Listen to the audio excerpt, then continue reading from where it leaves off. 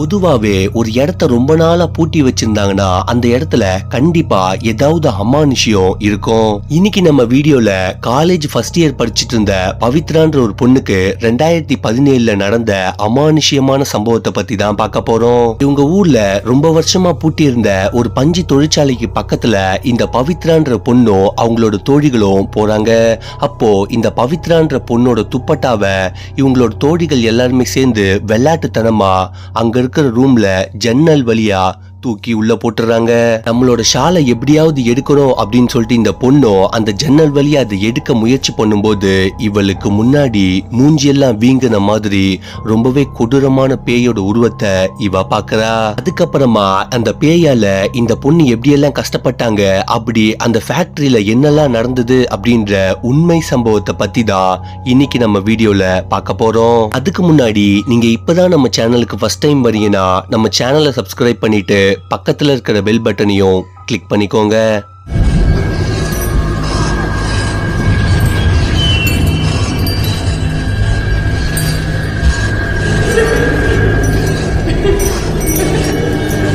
திருப்பூர் மாவட்டத்தை சேர்ந்த பவித்ரான்ற ஒரு பொண்ணு 2017 காலேஜ் ஃபர்ஸ்ட் இயர் படிச்சுட்டு வந்திருக்காங்க.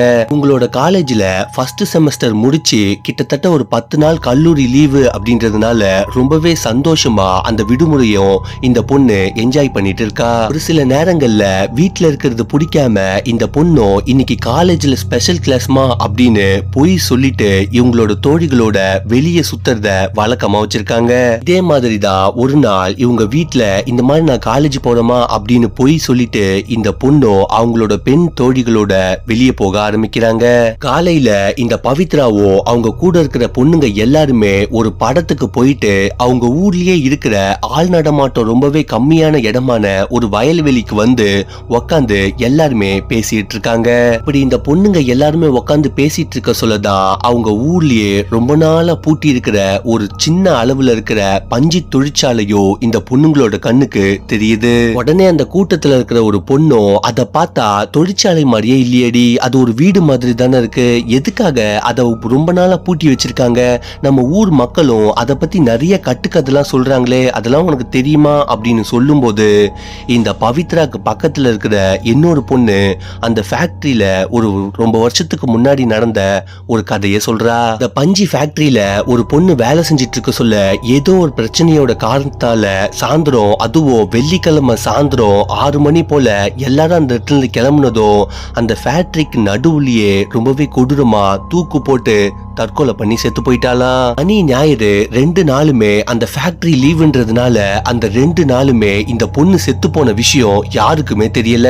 இது பூட்டப்பட்ட நிலைமையில அப்படியே இருந்ததுனால இந்த பொண்ணு போட்ட தூக்குலயே உப்புன நிலைமையில அந்த டெட் பாடியும் அப்படியே தொங்கிட்டே இருந்திருக்கு.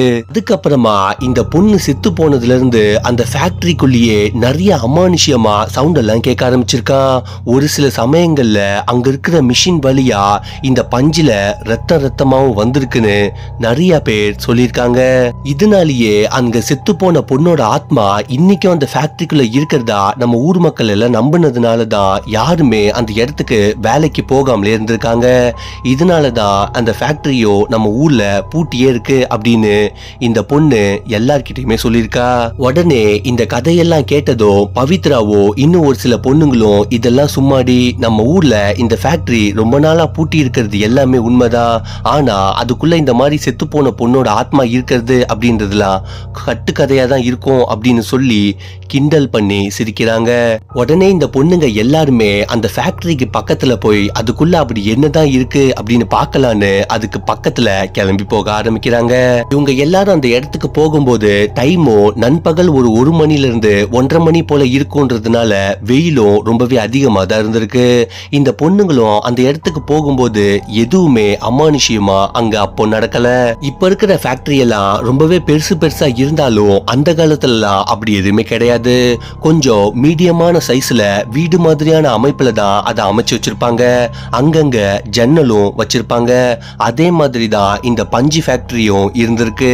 இந்த பொண்ணுங்களும் அந்த இடத்துல ஏதாவது தெரியுதா அப்படின்னு சொல்லி பார்த்துக்கிட்டே ஒரு ஜன்னலியா எட்டி பார்த்துக்கிட்டே போறாங்க. ஆனா அவங்களோட கண்ணுக்கு அப்போ எதுவுமே தெரியல. ரொம்ப நேரம் என்னதான் அந்த இடத்துல இருந்தோம் இவங்களுக்கு எதுவுமே நடக்கல. சரி, நம்ம ஊர் மக்கள் எல்லாருமே தேவையில்லாத ஒண்ண கிளப்பி விட்டு வீணா பயந்துட்டு இருக்காங்க அப்படின்னு நினைச்சு இந்த பொண்ணுங்களும் அந்த இடத்தையே சுத்தி சுத்தி பார்த்துட்டு இருக்காங்க. ஒரு கட்டத்துக்கு மேல அங்க இருந்த பொண்ணுங்க எல்லாருமே சேர்ந்து ஒரு விளையாட்டு தனமா அந்த பவித்ரா ஒரு துப்பட்டாவை எடுத்து, அதாவது அந்த பொண்ணோட ஷாலை எடுத்து அந்த ஃபேக்டரி ஜன்னல் வழியா அதுக்குள்ள தூக்கியும் போட்டுறாங்க. ஆனா அப்ப அவங்களுக்கு தெரியல இந்த ஒரு சின்ன விஷயத்தால இந்த பவித்ரா பொண்ணோட உயிருக்கே ஆபத்து அமையும்னு. ஆரம்பத்துல இந்த பவித்ரான்ற பொண்ணும் இதை ஒரு பெரிய விஷயமா எடுத்துக்காம ஒரு விளையாட்டுத்தனமாவே எடுத்துக்கிறா. அதுக்கப்புறமா அங்க இருக்கிற ஒரு பொருட்கள் எல்லாம் எடுத்து இந்த பொண்ணும் அந்த ஷாலை எப்படியாவது வெளியே எடுக்கணும் அப்படின்றதுக்காக ட்ரை பண்ண ஆரம்பிக்கிறா. ரொம்ப நேரம் ட்ரை பண்ணியும் இவங்க யாராலையுமே அந்த துப்பட்டாவை வெளியே எடுக்கவே முடியல. ஒரு கட்டத்துக்கு மேல அங்க இருந்த எல்லா பொண்ணுங்களுமே சரி அந்த ட்ரெஸ் போனா போதும் உடனடி நம்ம இப்படியே வீட்டுக்கு போலாம் அப்படின்னு சொல்லும் போது கூட இந்த பவித்ராவோ வீட்டுக்கு போனா எங்க அம்மா திட்டுவாங்க, ஏதாவது தெரிஞ்சா ஏதாவது பிரச்சனை ஆயிடும் அப்படின்னு சொல்லி கண்டினியூஸா அந்த துப்பட்டாவை எடுக்கிற முயற்சியிலேயே பவித்ரா இருந்திருக்காங்க. அதுக்கப்புறமா நேரம் ஆக ஆக அங்க அவங்க கூட இருந்த எல்லா பொண்ணுகளுமே ஒன் பை ஒன்னா கம்மியாக ஆரம்பிக்கிறாங்க. எனக்கு கொஞ்சம் லேட் ஆகுதுரி, நான் வீட்டுக்கு போறேன்னு எல்லா பொண்ணுங்களுமே பவித்ராவை அந்த ஃபேக்டரிக்கு பக்கத்துல தனியா விட்டுட்டு கிளம்பிடுறாங்க. என்ன நடந்தாலும் நம்மளோட துப்பட்டாவை இந்த இடத்துல இருந்து எடுத்தே ஆகணும் அப்படின்ற முயற்சியில இந்த பவித்ராவும் ஈடுபட்டுக்கிட்டே இருக்காங்க. அப்போ இவங்களுக்கு திடீர்னு மாதிரியா யாரோ இவங்களுக்கு பக்கத்துல பெருமூச்சு விடுற மாதிரியும், அதுக்கப்புறமா ஒருத்தங்களோட கழுத்தை பிடிச்சி நெரிச்சா அவங்களோட தொண்டையில இருந்து ஒரு மாதிரி சவுண்டு கேட்கும்ல, அந்த மாதிரியான சவுண்டும் இந்த பவித்ராக்கு கேட்க ஆரம்பிக்குது. அந்த இடத்தை இவங்க சுத்தி சுத்தி பார்த்துட்டு இருக்க சொல்ல யாரையுமே அங்க காணோம். அதே மாதிரி இந்த பவித்ரா கூட இருந்த எல்லா பொண்ணுங்களுமே அங்கிருந்து கிளம்பிட்டாங்க அப்படின்ற விஷயம் மட்டும் இவங்களுக்கு நல்லாவே தெரியும். இப்படி இருக்க சொல்ல யாரோட சத்தம் நமக்கு இப்படி கேக்குது அப்படின்ற குழப்பமோ இந்த பொண்ணோட மனசுக்குள்ள உருவாக ஆரம்பிக்குது. அதுக்கப்புறமா மறுபடியும் அந்த ஜன்னல் வழியா இந்த பொண்ணு அவங்களோட கைய ஃபுல்லா விழும்போது யாரோ ஒருத்தங்க இந்த பொண்ணோட கைய பிடிச்சி ஒரு நெகத்தால கீர்ன மாதிரி இந்த பொண்ணோட கை ஃபுல்லாவே ஒரு மாதிரி காயம் உருவாகுது. வலி தாங்க முடியாம இந்த பொண்ணு அந்த கையை வெளியே எடுத்து பார்க்க சொல்ல நெக கீறல்களா அந்த கை ஃபுல்லா இருந்திருக்கு. யாருடா இது, ரொம்ப நாளா இந்த ஃபேக்டரி பூட்டி தானே இருக்கு, அப்படி இருக்க சொல்ல யார் இந்த ரூம்ல இருந்து நம்மளோட கையை இப்படி கிழிச்சிருப்பா அப்படின்னு சொல்லி இந்த பொண்ணும் பொறுமையா அந்த ஜன்னல் வழியா பார்க்க சொல்ல ஒரு மாதிரி உடம்பு ஃபுல்லா உப்புன மாதிரி குண்டா ஒரு பேயோட உருவம் இந்த பொண்ணோட ஷாலுக்கு பக்கத்திலே நின்றுட்டு இருக்கிற மாதிரி இந்த பொண்ணோட கண்ணுக்கு தெரியுது. அத பார்த்ததும் தான் கொஞ்ச நேரத்துக்கு முன்னாடி அவளோட ஃப்ரெண்டு சொன்ன கதை எல்லாமே இந்த பொண்ணுக்கும் ஞாபகம் வருது. நமக்கு முன்னாடி இருக்கிறது தூக்கு போட்டு செத்து போன அந்த பொண்ணோட ஆத்மா தான் அப்படின்னு இந்த பவித்ரான்ற பொண்ணுக்கு தெரியவும் அந்த இடத்துல இருந்து இவங்களும் பயத்துல அலறி அடிச்சுக்கிட்டு வீட்டுக்கும் போயிருக்காங்க. அதுக்கப்புறமா இந்த மாதிரி அவங்களுக்கு நடந்தது எல்லாத்தையுமே அவங்க அம்மா கிட்ட சொன்னா ஏதாவது பெரிய பிரச்சனை ஆயிடும் அப்படின்னு நினைச்சுக்கிட்டு இந்த பவித்ராவும் எதையுமே சொல்லாம எல்லாத்தையுமே வீட்டுல மறைக்கிறாங்க. நான் காலேஜ் முடிச்சிட்டு நடந்து வந்துட்டு இருக்க சொல்ல ஒரு முள்ளுல விழுந்துட்டமா, அங்கதான் இந்த மாதிரி என்னோட கை ஃபுல்லா கீரல் ஆயிடுச்சு, என்னோட ஷாலும் அந்த முள்ளிலேயே மாட்டிக்கிச்சு அப்படின்னு இவங்க அம்மா கிட்ட இந்த பவித்ராவும் சொல்லியிருக்காங்க. சரி, நமக்கு நடந்தது எல்லாத்தையுமே ஒரு கெட்ட கனவா நினைச்சு மறந்துடலாம், இதுக்கு மேல நம்ம அந்த ஃபேக்டரி பக்கத்திலேயே போக கூடாது அப்படின்னு இந்த பொண்ணும் முடிவெடுக்கிறாங்க. ஆனா உண்மையான பிரச்சனையே அவங்களுக்கு அப்பதான் ஸ்டார்ட் ஆயிருக்கு. அன்னைக்கு நைட்டு இந்த பவித்ராவோ நல்லா படுத்து தூங்கிட்டு இருக்க சொல்ல நைட்டு ஒரு 11-12 மணி போல இவங்க வீட்டுல வளர்க்கிற நாயும் எதையோ பார்த்து குலைச்சிக்கிட்டே இருக்கிறத இவங்களுக்கு கேக்குது. உடனே இந்த பொண்ணும் நம்ம நாய் எதுக்கு இப்படி வித்தியாசமா குலைச்சிக்கிட்டே இருக்கு, இது நிறுத்தவே மாட்டேங்குது அப்படின்னு சொல்லி அவங்க வீட்டோட ஜன்னல் வழியா எட்டி பார்க்க சொல்ல இந்த நாய்க்கு பக்கத்திலேயே அந்த கட்டிடத்துல இவங்க எந்த பேய பார்த்தாங்களோ அதே பேய் ஒரு மாதிரி மூஞ்செல்லாம் அழுகுன மாதிரி உடம்பெல்லாம் குண்டா இருக்கிற மாதிரியும் இந்த பொண்ணோட கண்ணுக்கு தெரியுது. இத பார்த்ததோ இந்த பொண்ணோட மனசுக்குள்ள ஒரு இனம் புரியாத பயமும், கண்டிப்பா இந்த பேய் அங்கிருந்து நம்மள ஃபாலோ பண்ணிக்கிட்டே வந்திருக்கு அப்படின்ற விஷயமும் தெரிஞ்சுக்கிட்டு பயங்கரமா கத்தி அலற ஆரம்பிக்கிறாங்க. இந்த பொண்ணு இப்படி கத்துற சவுண்டு கேட்டு இவங்க அப்பா அம்மாவும் வந்து என்னாச்சுமா அப்படின்னு கேட்கும்போது நடந்தது எல்லாத்தையுமே இந்த பொண்ணு அவங்க கிட்டையும் சொல்றா. இன்னைக்கு மதியம் நான் ரொம்ப நாளா நம்ம கிராமத்துல பூட்டி இருக்கிற அந்த பஞ்சு பஞ்சு ஃபேக்டரிக்கு போனதாவும் அதுக்குள்ள என்னோட துப்பட்டா விழுந்ததாவும் அதை எடுக்க சொல்ல யாரோ ஒருத்தங்க என்னோட கை ஃபுல்லாவே நகத்தால கீர்ன மாதிரி அப்போதான் இந்த காயம் உருவாச்சு அப்படின்னு எல்லாத்தையுமே அவங்க அப்பா அம்மா கிட்ட இவங்களும் சொல்றாங்க. அதுக்கப்புறமா அடுத்த நாள் காலையில இந்த பவித்ராவோட பொண்ணோட அப்பா அம்மா இந்த பொண்ணை கூட்டிட்டு போய் அவங்க ஊர்ல இருக்கிற ஒரு பெரிய சாமியாரை பார்த்து அவர்கிட்ட நடந்ததையும் சொல்றாங்க. உடனே இந்த சாமியாரும் ரொம்ப நாளா அந்த பொண்ணோட ஆத்மா தனிமையில யாருமே இல்லாம அந்த இடத்துலயே அடைக்கப்பட்டிருந்தது.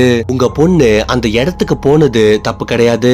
ஆனா உங்க பொண்ணோட Dress அந்த ஆத்மா எந்த இடத்துல அடைஞ்சிருக்கோ அந்த இடத்துல விழுந்ததுனாலதான் இந்த பேயோ உங்க பொண்ணை ஃபாலோ பண்ணிக்கிட்டே உங்க வீடு வரைக்கும் வந்திருக்கு அப்படின்னு அங்க நடந்தது எல்லாத்தையுமே இந்த சாமியாரும் அவங்க குடும்பத்துக்கிட்ட சொல்றாரு. உடனே கொஞ்சம் கூட லேட் பண்ணாம இந்த சாமியாரும் இன்னும் 2-3 பேர் சேர்ந்து அந்த ஃபேக்டரிக்கு பக்கத்துல போய் அதே ஜன்னல் வழியா இந்த பொண்ணோட துப்பட்டாவையும் வெளியே எடுத்திருக்காங்க. அதுக்கப்புறமா அன்னைக்கு அந்த பொண்ணு எந்த ட்ரெஸ்ஸை போட்டு போனாலோ அந்த ட்ரெஸ்ஸையோ இந்த துப்பட்டா கூடயே வச்சு இந்த ஃபேக்டரிக்கு வெளியவே எரிச்சிருக்காங்க. அதுக்கப்புறமா இந்த பொண்ணோட கண்ணுக்கு இந்த ஆத்மா தெரியறது முழுமையா நின்றுருக்கு. இந்த ஒரு சம்பவத்தை பவித்ராவே அவங்களோட வாழ்க்கையில மறக்க முடியாத ஒரு நிகழ்வா அமைஞ்சிருக்கு அப்படின்னு இன்ஸ்டாகிராம் மூலமா நமக்கு ஷேர் பண்ணிருந்தாங்க. என் பேர் பவித்ரா. நான் இருக்கிறது வந்து திருப்பூர்ல. ஆக்சுவலி எங்க ஊர்ல வந்து பார்த்தோம்னா ரொம்ப வருஷமா ஒரு பஞ்சு ஃபேக்டரி வந்து எப்பயுமே க்ளோஸ் பண்ணியே இருக்கும். என் ஷால் அது உள்ள போயிடுச்சு. எனக்கு என்ன பண்றதுன்னே தெரியல. இருக்க நேரம் வர டைம் ஆகுது. அதுக்கப்புறம் நான் என்ன பண்ணேன், அவளுங்களும் வேற போயிட்டாளுங்க. சரின்னு சொல்லிட்டு அங்க ஒரு குச்சி இருந்துச்சு. சரி அந்த குச்சை வச்சு நானும் என்ன பண்றேன், என் ஷால் எடுக்க ட்ரை பண்ணும்போது என்னால் எடுக்க முடியல. என் கையில பார்த்தா ஏதோ கீர்னல் மாதிரி இருந்துச்சு. கையை வெளியில எடுத்து பார்த்தா ஒரே சடனா அந்த பக்கம் நான் திரும்புறேன். அந்த ரூமோட எஜ்ஜில் பார்த்தா ஒரு கருப்பா ஒரு உடம்புலாம் உப்பிய ஒரு உருவம். ஆனால் சரி தூங்க போலான்னு சொல்லி போய் தூங்கிட்டேன். சடனா தூங்கிட்டு இருக்கும் போது திடீர்னு பார்த்தா எங்க வீட்டு நாய் வந்து கத்தினே இருக்கான், குலைச்சிட்டே இருக்கான். என்ன அந்த மாதிரி அவன் குலைச்சதே இல்லை. சரின்னு சொல்லிட்டு வெளியில வந்து பார்த்தா நாங்க பார்த்த அந்த உருவம் அப்படியே என் நாய்க்கு பக்கத்துலயே இருக்கு. நான் என்ன பண்ணிட்டேன், அலறி அடிச்சுட்டு வீட்டுக்குள்ள போயிட்டு எங்க அம்மா கிட்ட கட்டி பிடிச்சி நான் அழுதுட்டு இந்த மாதிரி அங்க போனேன், இந்த மாதிரி ஷால் அங்க விழுந்துருச்சு, இந்த மாதிரி ஆயிடுச்சுன்னு எல்லாத்தையும் நடந்தது எல்லாத்தையும் சொல்லிட்டு அந்த ஷால் வந்து உள்ள இருக்க வரைக்கும் அந்த பேய் வந்து உங்க பொண்ணு விடாது அப்படின்னு சொல்லிட்டு என்ன பண்ணாரு, அந்த ஷாலை எடுத்து நம்ம வந்து அதை எரிச்சுதான் ஆகணும், இல்ல அது ஏதாவது பண்ணிதான் ஆகணும், அது அங்க இருக்கக்கூடாது, அந்த இதுல ரூம்ல இருக்க வரைக்கும் இது பண்ணணும்னு சொல்லிட்டு அப்புறம் ஒரு 4-5 பேரா சேர்ந்து போய் அந்த ஷாலை எடுத்து எரிச்சிட்டாங்க. இதே மாதிரி உங்களோட வாழ்க்கையில ஏதாவது ஒரு அமானுஷ்யமான சம்பவம் நடந்திருந்தாலோ இல்ல நீங்க கேள்விப்பட்டிருந்தாலோ அது எல்லாத்தையுமே நம்மளோட இன்ஸ்டாகிராம் பேஜ்ல மெசேஜாவோ இல்ல வாய்ஸ் நோட்டாவோ ஷேர் பண்ணலாம். இந்த வீடியோ உங்களுக்கு பிடிச்சிருந்தா லைக் பண்ணுங்க, ஷேர் பண்ணுங்க. இதே மாதிரி அமானுஷ்யமான உண்மையான பேய் கதையெல்லாம் கேட்கறதுக்கு நம்ம சேனலை சப்ஸ்கிரைப் பண்ணிக்கோங்க.